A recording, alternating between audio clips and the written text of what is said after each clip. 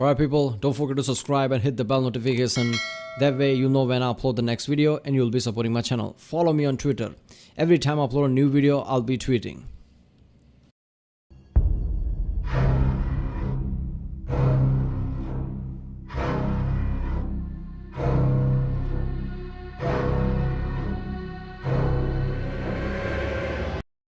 Ladies and gentlemen, this is Rex and this is Bloodborne Review. Defeat Gods, Doll Waifu Simulator. Okay, this is by the channel Maxer. Oh, the sweet Bloodborne, it sings to me. Bloodborne is from 2015. I heard of a lot of this game, right? It's a PlayStation 4 game. But yeah, I think it's what's supposed to be like Dark Souls, or I guess, take inspiration from Dark Souls or something like that. Or maybe the combat is similar. I remember something like that. Never played it. Maybe I should have, because I have a PS4 and Bloodborne is PS4 exclusive and people say it's really good. So we'll see how much Maxer likes it. I love this channel so far. I reacted 2 videos from this. Both of them was fucking incredible. This is like another Sets in Tech type of guy with his own type of humor. So yeah, I guess he's started doing this kind of review type of thing pretty recently, right? Because his older videos are not like that. I'm pretty sure. But yeah, let's go this one. Remember, if you like my Dixon, don't forget to like and subscribe. By subscribing, you'll be supporting my channel close to 10,000, and that way I'll know which type of channels to react to more. Check out other Dixon I did. There's a link in the description. Check out the cards for playlist. Check out the link cards, and yeah, let's watch it. The video has spoilers. Bloodborne is a Lovecraftian horror RPG that no one understands by definition, where the player is free to attack hordes of human children at will and consume their innards. If that in-depth and engaging anti-baby gameplay appeals to you, keep listening, because it gets worse. In this game, you play as John Bloodborne, a foreigner incapable of speech without the use of sign language, and stricken with Habsburg disease, comes to the ancient city of London, seeking treatment for the sins of his cousins. In doing so, he will begin hallucinating talking dolls, spider people, and the great Journeying further, John Bloodborne becomes conscripted into the service of a gay elder god and the 60-year-old man he keeps as a pet, and is given the ultimate task of killing an invisible infant in order to cure his anemia. To accomplish said Herculean task, the player must journey through dark forests, terrifying nightmares, and the meth-ridden alleyways of a post-Brexit Britain, slaying monsters, exploring, and tricking women into being impregnated. You know what? There's way too much similarities between Seth and him. Even with the jokes. By God, so you can consume the child. This game is an excellent realization of a Metroidvania with something new around every corner. A great action RPG which pits you against insurmountable odds and extreme challenges, and has a gripping story and lore about discovering the eldritch truth. So if you can, play it yourself, because I'm not going to hold back on the details. It's no secret that my reviews are entertainment first, so I don't suggest using me as genuine advice.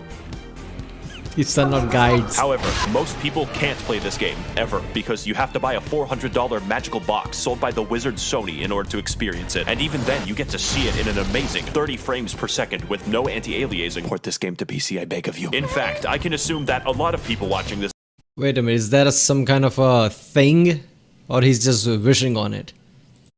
Something that, Sony is going to import, bring on PlayStation games on PC. Because that would be fucking great. Games like Uncharted and things that I want to play on PC. I don't like shooters on consoles, right? So I never played Uncharted, on PlayStation 4 when I had it.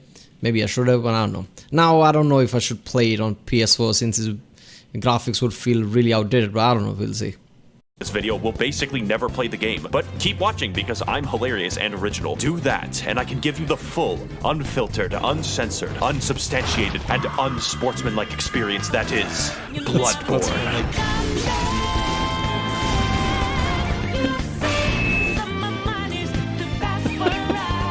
The gameplay is what makes this game great, and the easiest way to describe it is simple but complicated. On a simple level, your baby brain is responsible for only 2 tasks, dodging and hitting. And dodging in this game renders you temporarily invincible. Sounds easy, right? Wrong. Because every single enemy is adjusted to keep pace with you. Basic enemies are basically able to whoop your ass into fucking non-existence. Every encounter, therefore, is tense and engaging. When you kill someone, it's because you were faster and had more meth than they did. On a complicated level, you have a gun, and normally bullets hurt people, but in London, bullets are a suggestion, like the Geneva Convention. Here in England, it's all about the knife bins. Except when you shoot somebody mid-attack, you gain the mystical and arcane ability to plunge your fist through their ribcage like Mortal Kombat, and rip out their heart, which is considered rude and a slight annoyance. This extends to behind them if you charge an attack, which sometimes causes you to reach up a pig's asshole and rip out the prostate like fruit by the foot. Side note, the most optimal farming route for currency in this game is called Murgo's Pig. He just walked past that like it's nothing. Man, this is, first of all, if you dodge and you're invincible during that time, so it's not like, yeah, Dark Souls. In Dark Souls, your ass would get whipped if you got caught or something. But yeah, overall, it makes sense, like gun stuns people, and then you just, I guess, rip their organs or whatever. This is an action RPG, so it's not just simple, killing stage by stage and moving forward. Fisting route. See, I changed the webpage, and in this route, you sneak up behind this guy and do him the dirty. Then entice these two swinular bastards to be mauled to death by members of Organization 13. Repeat 50 times. On a complicateder level, every single weapon in the game has 2 different modes with 2 different movesets, and transforming between them gives you special attacks in addition to running attacks, plunging attacks, on a theoretical physicist level, your character memorizes squiggly lines and fridge art created by gods for passive bonuses that work regardless of weaponry. My favorites are more money, and more money they stack. Finally, on a meta-theoretical chiropractic level, every weapon is customizable with different gem slots that give differing effects for your attacks. And there are different types that can literally change all of the stats of the weapon, like making a fucking spear do more damage based off of intelligence. There's definitely more and a lot of strategy in how you level up your character, but I assume that you know how to level up in a fucking video game. But with all this combat prowess, you may be wondering, Maxor, who are these crusty abominations that you're fighting on screen? Well, to learn that much, we're going to have to delve into the lore. So buckle your britches, bitches, because this shit is wild. If I say something questionable, just accept it as fact. I can be trusted. 60 years ago, 20 rowdy college students took their education extremely seriously because they found woman Cthulhu. She was just in a portable toilet downstairs. Also, because they were bored, they beat to death a god of the sea with some bats, but that's a story for later. It turns out the entire world is ruled and created by a race of elder gods beyond human comprehension called the Great Ones. Figuring this out, they got Cthulhu's blood and were like, we can make a religion out of this. Because it turns out come on. Alright, is this, is he just, I guess, adding things, or it is based on Cthulhu and, Lovecraftian thing? Right? Is it that, lore? This is Lovecraftian type of game, right? Cthulhu, yeah. I love he was just giving that Einstein thing and constantly talking about how the combat system works and everything. It was just incredible. the blood can heal people. We're just 4 minutes in. How much content does he cramp in the 4-minute thing? We're just 4 minutes in. Really good due to all the knife crime. So everyone starts drinking it a little too much and they get the money to build 36 cathedrals, but it turns out eventually the blood turns you into a werewolf. So the church hires a guy named German to go fight the beasts with an organization known as the Hunters, but there's too many beasts, so he gives up. Now the knife crime is increased even more, and German sort of goes insane and creates a life-size doll of one of his students who is an 8-foot-tall Amazonian. He also canonically has sex with it. The moon god, for some reason, kind of takes notice of this and is like, alright, listen, I'm building a suicide squad. I will bring your waifu to laifu if you serve me for all time as my slave. German reasonably thinks that this is a great deal and is imprisoned in a dream. This is where you come in. See, the moon god assassinates baby gods for fun, but needs a hitman to go into the real world to do it since he's confined to the 9th dimension. So in addition to fighting all manner of giant beasts and uncovering dark secrets, the true aim of this game is to commit infanticide. There's enough bullshit here to fill tax legislation, so comment your own poorly summarized Bloodborne lore below. And for the rest of us non-shills, we have ample time to explain more of what makes this game great. Yes, you have been jinked. I am talking about bosses before I talk about the levels. In most video games, bosses cap off areas, but in Bloodborne, areas are preambles to a dick flattening, and nothing will challenge your skill in quite the same way. Except for the goddamn Witches of Hemwick, who were placed into the game for disability access. You can probably tell that Bloodborne is a hard game. We don't even know if a games journalist can beat it. But it's hard in a fair way that tests your skills and reaction time, except for Lawrence, but I'll get back to Lawrence later. What sets this game's bosses apart is that the challenge makes it feel like you're a really small dude jabbing a toothpick. Alright, I have played Dark Souls long time ago, right? When I was actually way too much into games and I was actually way too good playing multiplayer games, Counter-Strikes and shit like that. I was really good. At the time, I played Dark Souls Loaded. I don't know if I can do that anymore, but yeah. I can appreciate a greatly made difficult game, but difficult with a reason, not just unrealistically difficult, right? Dark Souls was extremely difficult, but not in unrealistic way. If you're good, the game feels rewarding. So if this is like that, it would be fun, right? Witcher 3 had, I mean, I don't want to say Witcher 3's combat system was like Dark Souls, it was not, right? But it has similar feel to it, right? If you don't know what the fuck you're doing, right? Even the simple wraith can kill you, right? Simple wraith that, just like, nothing. It's the start of the game type of thing. But if you don't know what the fuck you're doing, even simple wraith can kill you. You need to know which type of signs to use and what. So I like that. It's not just simple level based things where you just jam your button and just dodge. Into a building-sized deer demon. So yeah, I would be impressed if he killed that. But not only that, unlike Dark Souls, every single boss reacts meaningfully to how you attack them. Large beasts can have their bones cracked and their tendons wound into a slinky. Bone boys can be knocked over and have their marrow sipped. And human enemies will wince and recoil when they see your height difference. As well, every boss punishes you for cowardice and actively discourages backpedaling with their forward momentum, causing every fight to be an elaborate dance with a thrilling back and forth. Unless you're fighting Rom, who is the really hungry caterpillar if he had a legion of arachnid slaves who threw their heads underground like ostriches. We don't talk about him. And while we're on the subject of bad bosses... So let me get this straight. With that monsters, arachnid, so people who are afraid of spiders would get a cringe. And also those eyes, so many holes. What is that phobia? The holes phobia. That people see multiple holes together and they just have the issue. Even they would like, what the fuck? So it's 2 in 1 apparently, 2 phobias in 1. Motherfucker. Let me tell you something. The humanoid bosses in this game are paradoxically the most dangerous. But Mikolash is a psychological hazard that will hurt you personally. This boss literally feels like cut content because the fight centers around chasing him, and his direction depends on RNG, making him an actual speedrun killer. When you corner him, he uses one attack, and then you chase him again, where he gains the power to insta-kill you. God forbid you're hit by it, because that's 10 minutes gone. Here's a tip. Save up 10 poison knives and steal from your family if you must. Then wait until he jumps down this hole, poison him repeatedly, and watch him spaz the fuck out until death. You will thank me. But as a result of everyone who isn't Miko shit, conquering... I'm not gonna lie, if I'm playing this game and every boss is a challenge, then I come across a boss that just basically runs away, and I guess in the meantime just jabs you and runs away again, in the end killing you, that would piss me off at the level that I would not stop playing game until I kill that asshole, right? I don't care if it takes hours. That would frustrate me. A boss in this game is absolutely rewarding on a level that other games cannot match. It's only because the odds are stacked against you in ways that don't feel bullshit most of the time that conquering them is the main reason I play, and their fights are undoubtedly the best I've ever done in video games. But that isn't most of the time in the game. In fact, a lot of your time is spent exploring the areas, so let's get into that. Lesson 1 in area design. Where the fuck am I going? Exploration is the name of the game, except it's called Bloodborne. Only this time, you don't bring smallpox and kill 20 million people. We're looking at a solid 10 this time, because the main enemies in this game are British townspeople. It's how the developers made sure you didn't feel bad about killing them. The plague of beasts infecting London causes people's teeth to become beast-like, makes you aggressive at night, and slurs your speech. So it's up to you to stop them, as a hunter should. If you don't look up where to go next in this game, good fucking luck. People get lost all the time. Get used to it. This game doesn't do exploration like, oh look, there's loot in this hallway, my dopamine's gonna go crazy. That's baby shit. This is daddy's exploration, where you find a route back to a place you were in 10 hours ago.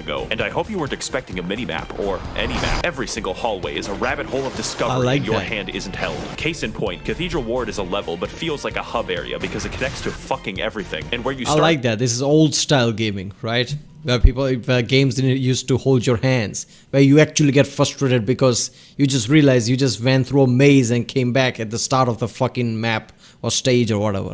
The game is in the middle of a loop-de-loop involving torturous experimentation. Just look at the fucking map of this game, everything overlaps. And yes, there is a level called Nightmare Lecture Hall, and no, it does not connect to the Altar of Despair, although you would think that. Fittingly, the lecture hall is the smallest area, and more fittingly, 90% of the combat is graduates throwing cum at you. The game also has 2 completely secret areas that you would not find without the internet. I would tell you how to enter, but I don't want to do calculus. And what you get at the end? Upper Cathedral Ward is legitimately a horror area in a game loved for for its combat, because it's filled with enemies who act out my greatest fears. Stealing currency permanently gives me fucking chills every time I talk about it. Castle Canehurst is proof that From Software hates us all, since the best area in the entire game requires you to go to the Field of Corn in Ohio and trek down Waldo. But it's worth it to invade the house of that parasitic queen dwelling in her demented castle, so that she may feel the wrath of the proletariat. All we have to do is kill Prince Philip, who guards the way as an eternal lich. On top of this, there are numerous NPCs and NPC quest lines spread throughout the world, all with a series of interactions with each other depending on location and timing. For instance, you could direct nuns, prostitutes, and Prince Philip to a church run by a lonely black sludge, then perform enough blood transfusions to send the nun into a yandere rage. Or you could direct them to the nice woman who runs the clinic down the street, who only wants to help and assist others. Then take a strange path through the forest and into her clinic to discover that she has been experimenting on all of them in order to create the Blue Man Group. And if you want, you can take the umbilical cord away from her schizophrenic ass and eat it. The sky's the limit in Bloodborne questlines. And you know what my favorite quest... I have same issue with Seth that I have issue with this channel apparently now. That I don't know which one is the joke, which one is the actual plot of the game. Man, this is awesome. Questline is the one where you descend into literal hell, complete with eternal punishment, insanity, and femboy fishing, the scariest of them all. I'm of course talking about the DLC, the only DLC for this game. And if you play through Bloodborne, you have to play through the DLC. I'm not giving you a fucking choice. So to learn why, you should play the best expansion ever made since Spore Galactic Adventures. Jungles. Come with me on this amazing journey to find the secrets of the Bloodborne, the old hunters.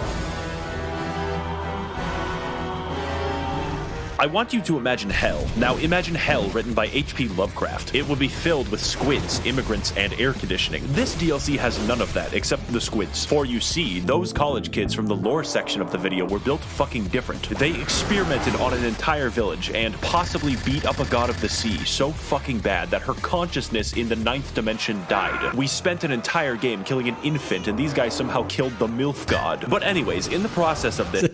They killed the god so bad that the consciousness of it died in the other dimension. It cursed them and all of the hunters to be doomed to a hell upon death, where they will hunt in a bloodthirsty rage without rest for all eternity, indistinguishable from a political subreddit. Case in point, this is Ludwig. He's the first boss of the DLC and has a reputation for causing refunds. Not because he's bad, but because he's too good for you. The first phase is as difficult for me as realizing that Golden Corral is not actually a real corral. But like every restaurant except Golden Corral, the rewards at the end are delicious because his second phase is even harder. Now, I'm not going to lie, this DLC has 4 bosses and 3 of the... So, yeah, that is also an issue, right? That was the issue with, Dark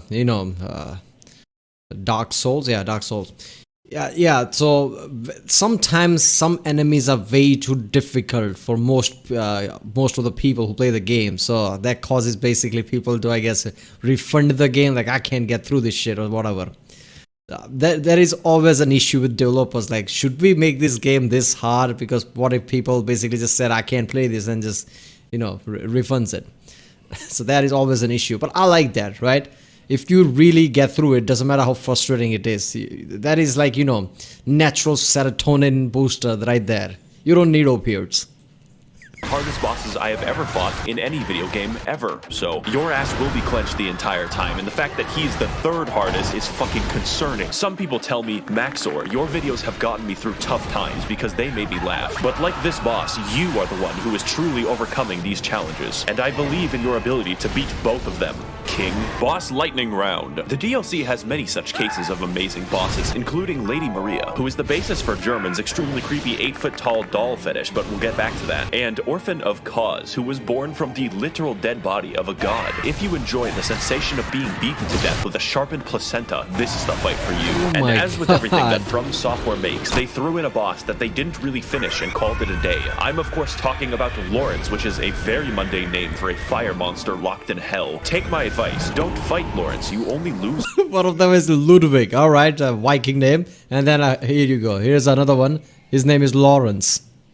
a part of yourself, since this boss fights you by dropping off his own legs and then violently vomiting and shitting lava everywhere. I've always wanted my game about dynamic dodging and elaborate fencing to be reduced to shitty area denial like it's Team Fortress 2. To wrap things up, the music of this game is pretty good, but the DLC music is fucking insane. I don't know what it is about Japanese composers being able to make better symphonies than the continent that invented them, but just take a listen.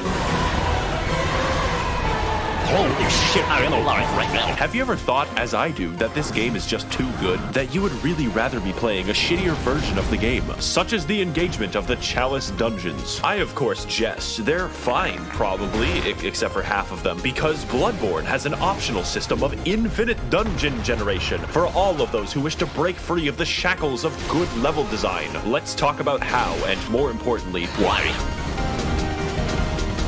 First of all, Bloodborne has a system of dungeons that everyone shares and dungeons that are random. For my footage, I played the shared dungeons that you can be guaranteed the pain you witness on screen is mandatory. One of the biggest strengths of Bloodborne is the ability to have interesting and challenging enemy encounters gently rubbed with the blood-stained hands of Miyazaki. But I don't think I have to explain to you how randomizing almost every encounter in the game could be imbalanced. Alright, randomized thing works for, the people. There used to be games decades ago where you just climb levels and levels, and it's like, holy shit, you're level 30? You're level 35? I've never seen anybody go to that level, and it just feels challenging. I guess random, maps does that. Obviously, bosses are dangerous, so with every random level, you don't know what to expect, right? So there is always this increased challenge for you, right? You don't need another game, right? The game's over, who gives a fuck? Let's just play a randomized thing. It will keep you on your toes. You don't need another game. Why pay for another game when Bloodborne is right there? Unless Bloodborne 2 comes, I'm just gonna play this shit. It kinda works.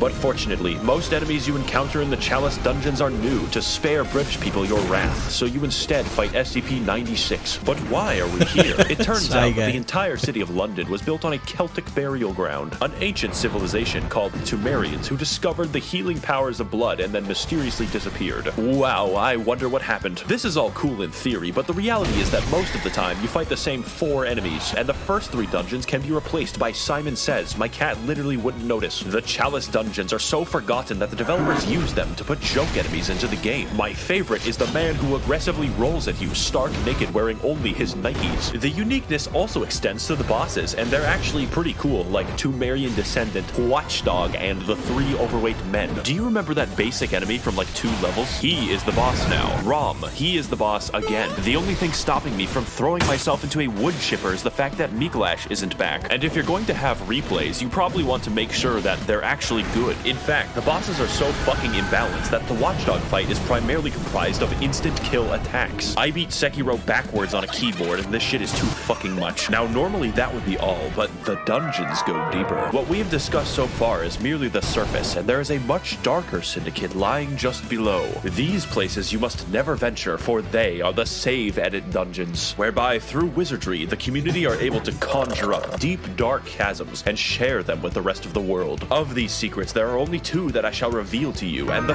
first is the Cum Dungeon. Yes, you heard that correctly and clearly. The Cum Dungeon is the name of the most optimal farming route ever conceived by the fucking cricket people who do this shit, whereby the player enters the chasm of place name and watches as a high-level boss yeets itself off a cliff. Murgo's pig fisting route can give you 10,000 echoes. This gives 83,000. And if you thought that sorcery was bad, it gets much worse. You can insert anything from the game files by save editing a Chalice dungeon.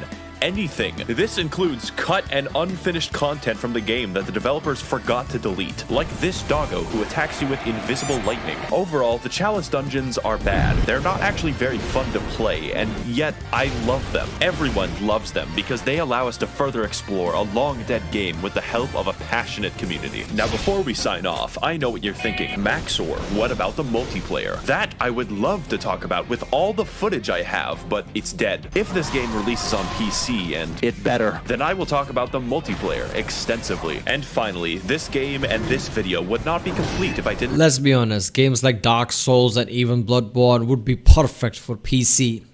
People are forgetting that PC is where the hardcore players lies, right? And games like this, I mean, you have to be properly hardcore.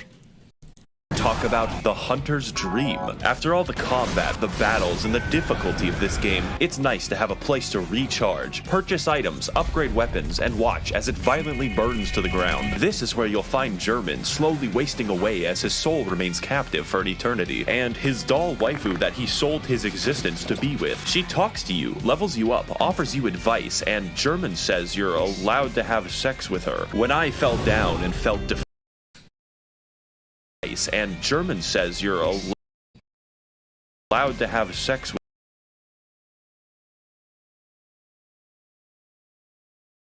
What the fuck? with her. When This, okay, maybe Max is not making jokes. All the things he said is part of the fucking story.